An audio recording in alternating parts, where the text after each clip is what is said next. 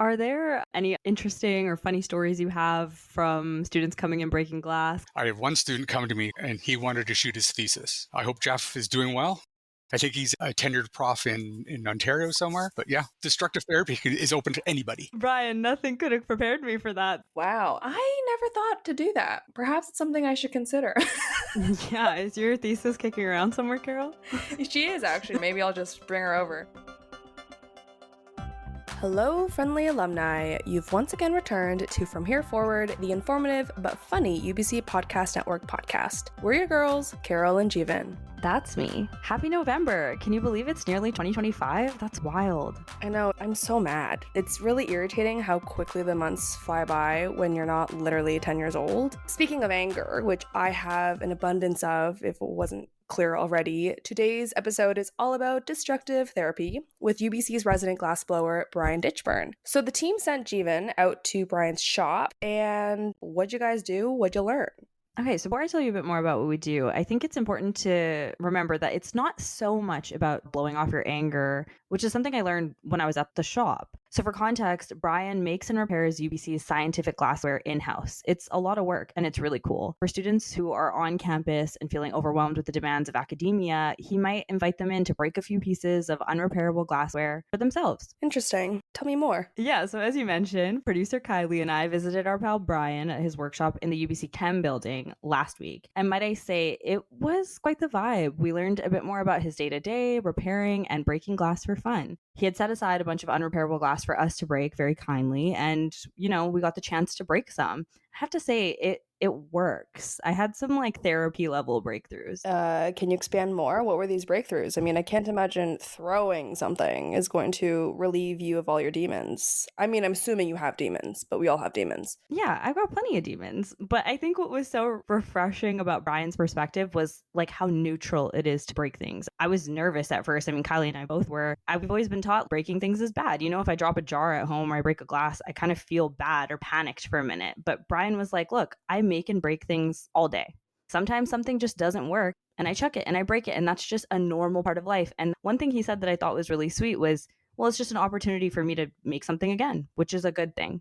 So it was a nice way to kind of go about my Friday. I really appreciated that perspective. I love that for you and your inner child, but I cannot imagine just being like, I broke something. It's fine. I'm just curious, when you did break something, you were saying that you were nervous.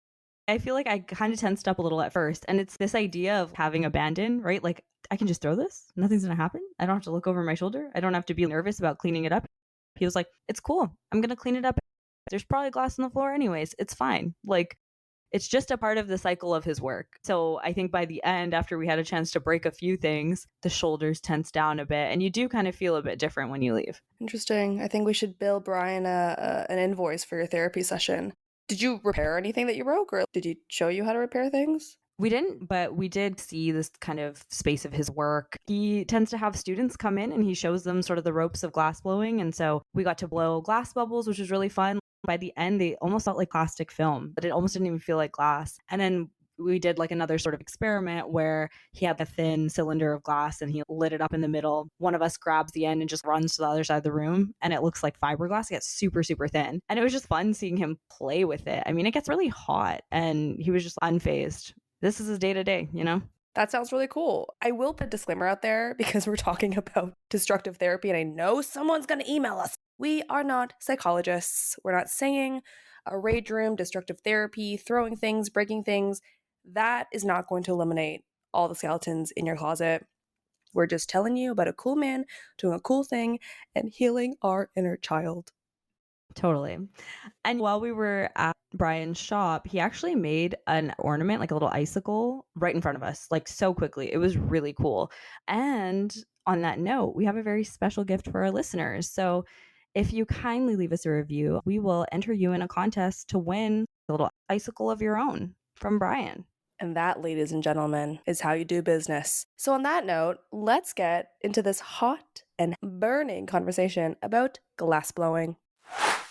My name is Brian Ditchburn. I'm scientific glassblower for UBC's chemistry department. I'm the only glassblower on campus, so it depends on what the needs are. They come to my shop. Awesome. Can you bring us back to how you originally got into this field. Can you tell us, like, is glassblowing something you've always wanted to pursue professionally? Is it something you found along the way? I started glassblowing when I was 13 with my father, who's a neon and scientific glassblower. So he started me helping him out with the neon business. At the same time, he was working at the University of Windsor. So while he was doing neon, he brought us kids in to do it. And it's glass, and melting it, making it do what you want to do is addictive. It was great until, I was 18 and we butted heads like, teenagers and their parents. Then from there, I joined the Army Reserves, and found out that's not what I want to do for the rest of my life, and went and got a degree in glassblowing from New Jersey. I've been working in glass shops since then.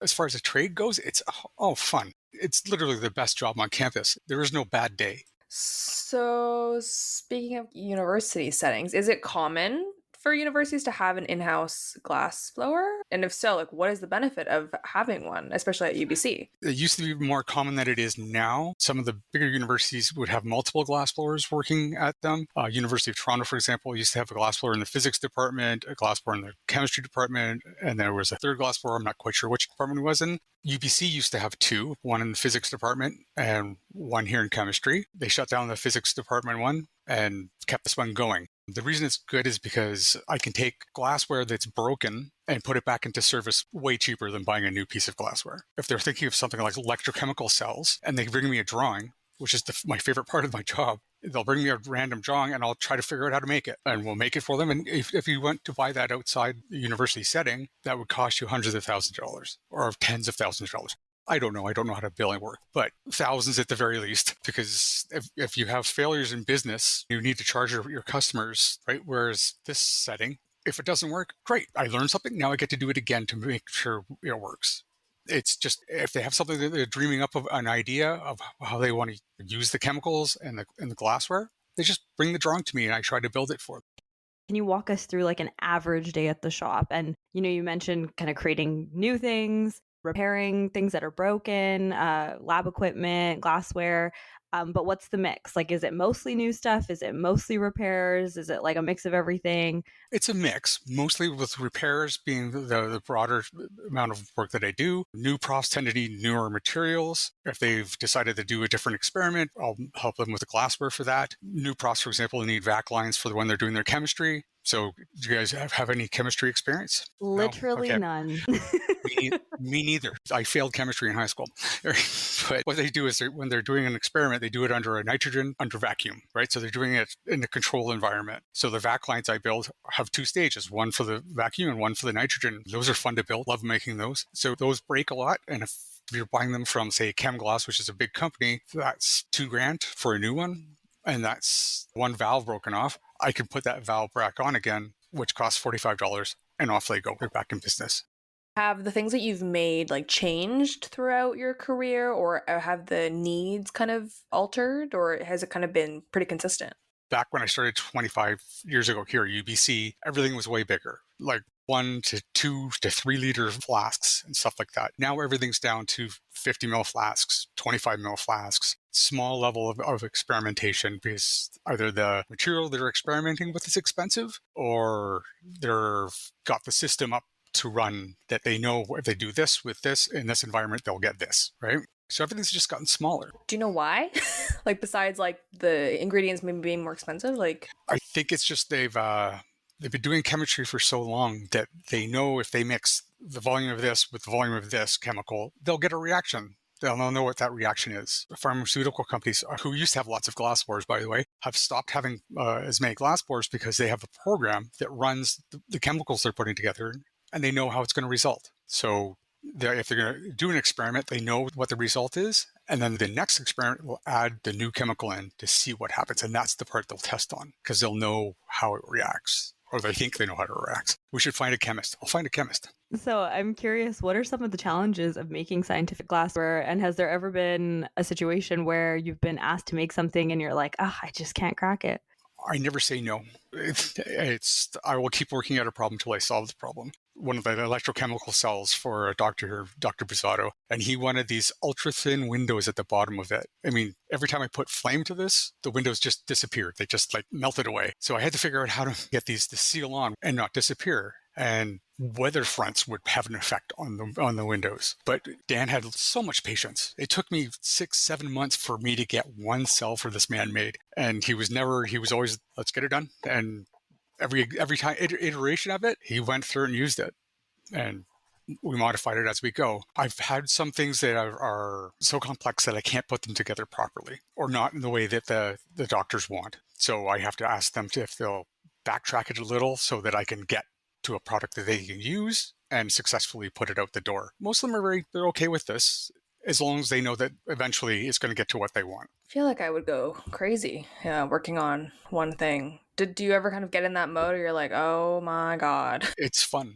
It's fun. You just have to look at it like there is no failure. Every time I melt glass, I learn something, even if I'm doing the same thing over and over again. If I switch how my hand holds it, if I switch the flame, if I make the flame sharper or make it lighter or whatever, it has an effect on the glass, right? So being bored as a glassblower, you have to work at being bored. Well, I love that for you. How much glass does the chemistry department use kind of in a year? I mean, we touched upon the flasks kind of have like decrease in terms of sizing. So like, is it significantly less, like, or has just the amount been the same? As far as I can see, the amount is pretty much the same. They're just using smaller sizes for doing their experiments on. Once they've done the small experiments, they have to upsize it, right? So it used to be they'd experiments on big stuff. Now they're doing experiments on little stuff and then building it up when they're doing it to an industrial scale. So yeah, the volume of glassware, as far as I can tell, is still the same. And the students are still breaking glass.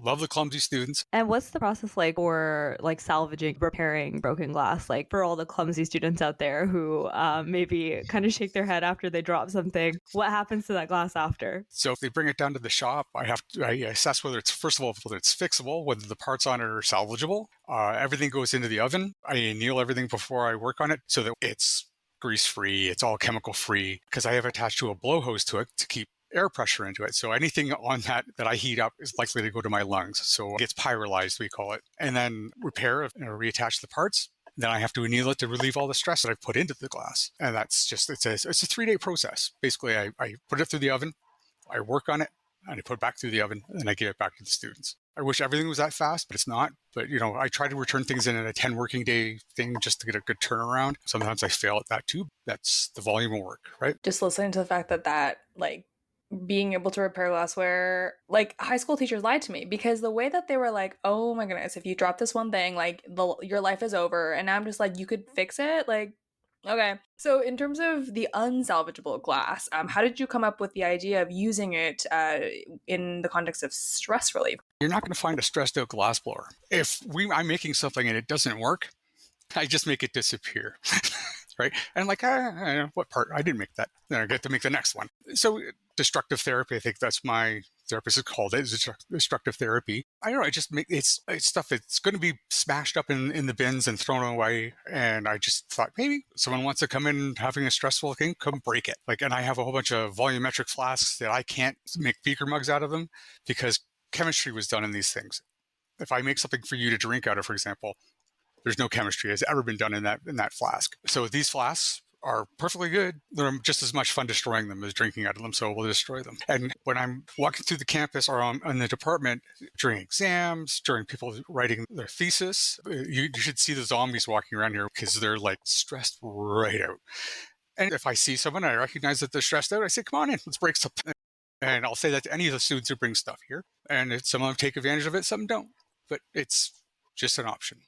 And how do students typically feel after they are able to break some glass? Have they ever mentioned anything about what that process has been like for them, in the midst of a stressful time? Just recently, I had a young student who was getting ready for his midterms. He dropped off his vac line, which he had broken. So it was for me, I had to repair this for him. He was stressed out because of the midterm. He was stressed out because of the vac line. And I said, let's break some glass. And he didn't understand why I was going to break the flask, but he threw one. He said, okay, I can see that. So then he threw 3 or 4 more. And he said, that was fun. I got it. And he left with a smile. It's not rocket science. You're just looking at something and enjoying the experience of breaking something, especially if you know if something's valuable, or like if it was complete and whole and you could be reused or whatever.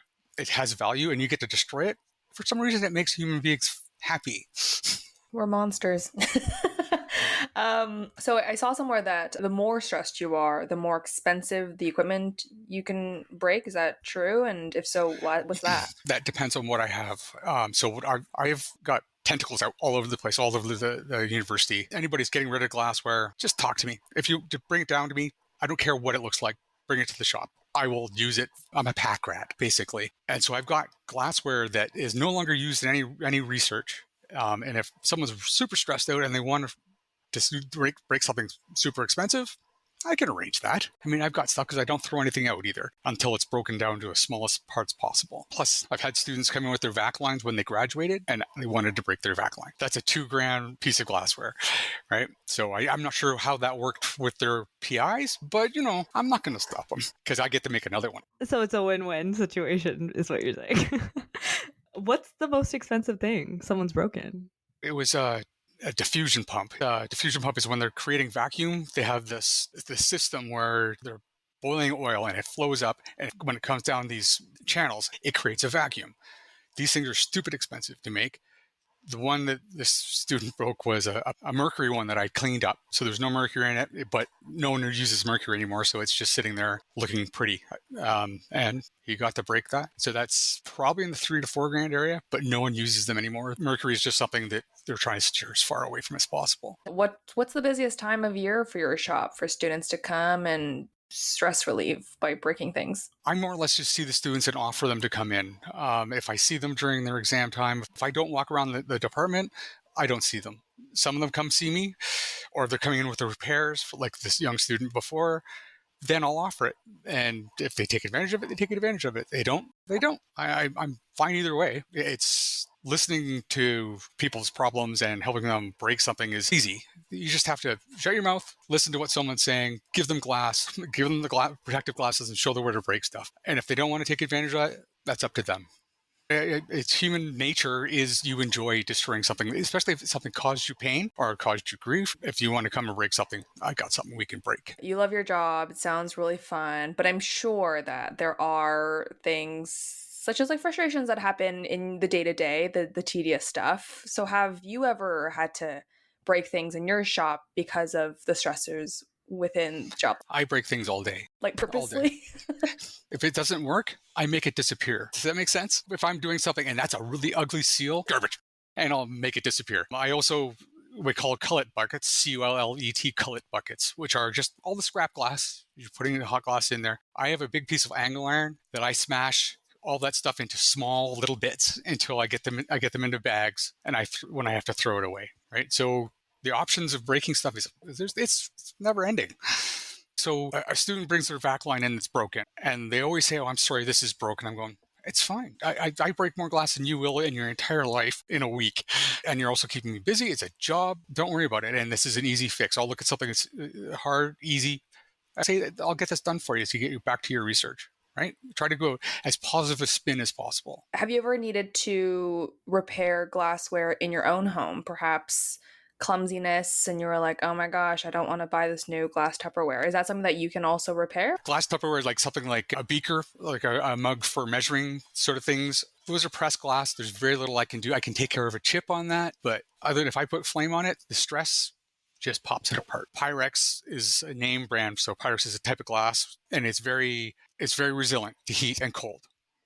And that's why it's used in chemistry and it's used in cooking. The stuff that you buy for cooking is pressed glass that they put into shape, then they wash it with a cold wind or air, and that just causes it to have physical strength for what you want to do to it. But it's not true Pyrex. It's just a name brand of Pyrex. So some stuff I look at and says, it's not worth saving. Just throw it away.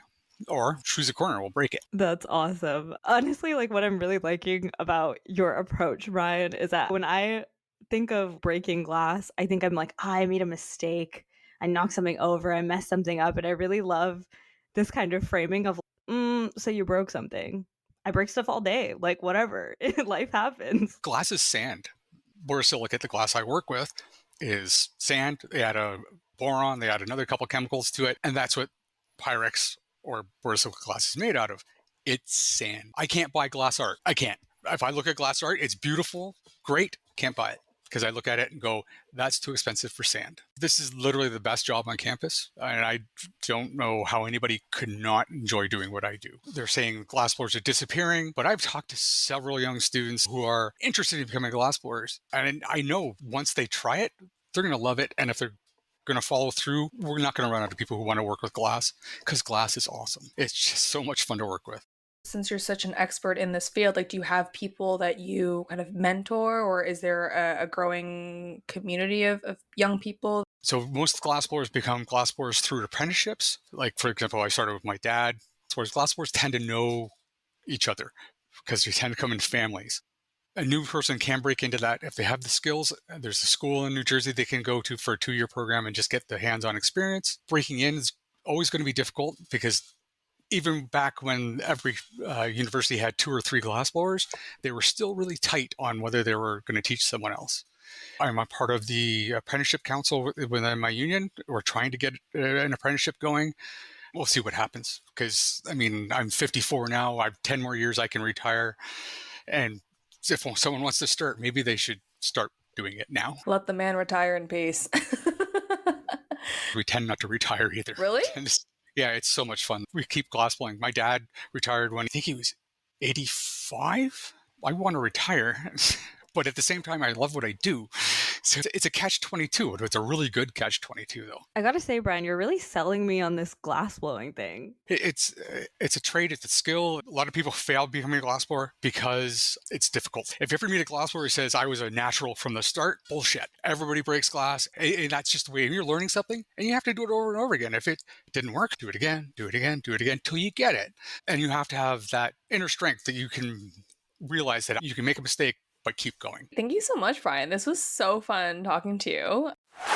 I hope we can all take a little piece of Brian's mindset into our weeks ahead. You know, it's okay if we make a mistake. It's just an opportunity to do something different. You can keep that energy. I won't. But where are you in wanting to take a stab at being a glassblower, Jeevan? Because I know that's now a dream of yours. Hey, our From Here Forward field trip really sparked some curiosity for me. It piqued my interest. I mean, I can see a universe where I commit myself to the craft. I mean, Brian really curated a vibe in there. He had the classical music going. He was in his element.